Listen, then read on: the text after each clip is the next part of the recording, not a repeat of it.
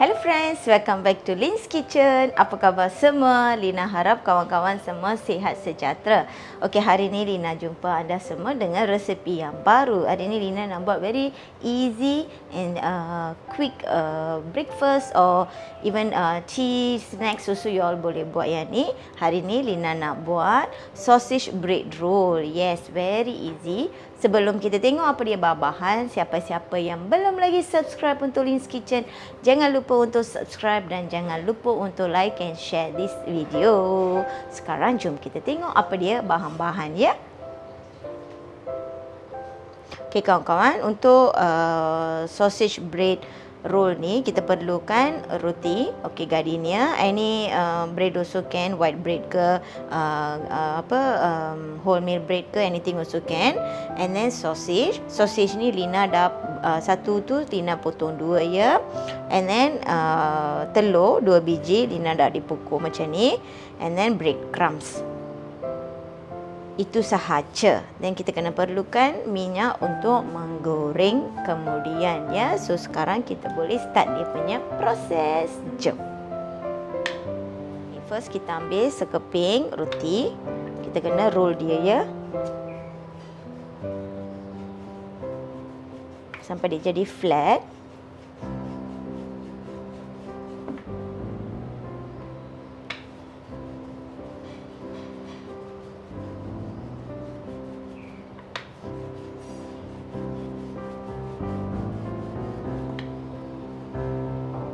Memang yang ni very easy. So kita potong dua sebab kita dah potong sausage kan.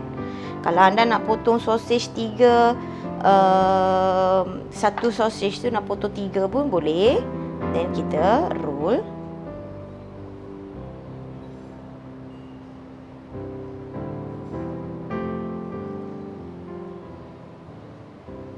Okey, yang ni kita masuk dalam telur.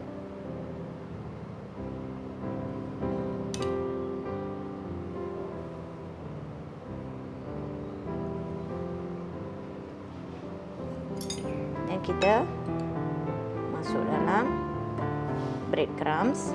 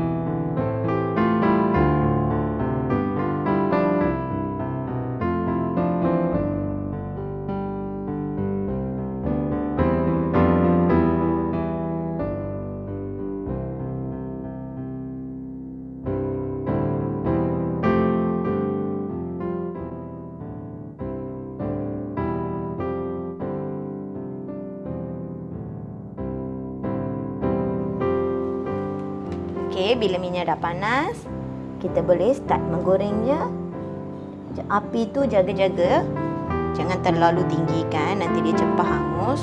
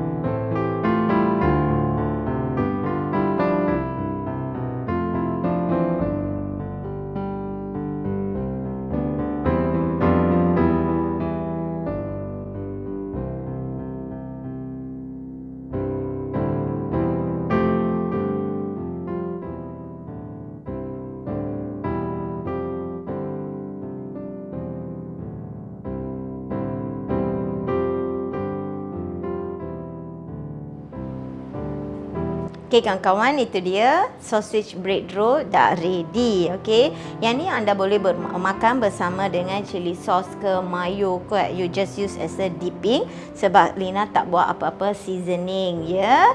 So Lina harap kawan-kawan akan cubakan resepi ni kat rumah, very easy right? Jangan lupa untuk like and share this video. Lina jumpa anda semua besok dengan resepi yang baru. Selamat mencuba. Bye-bye.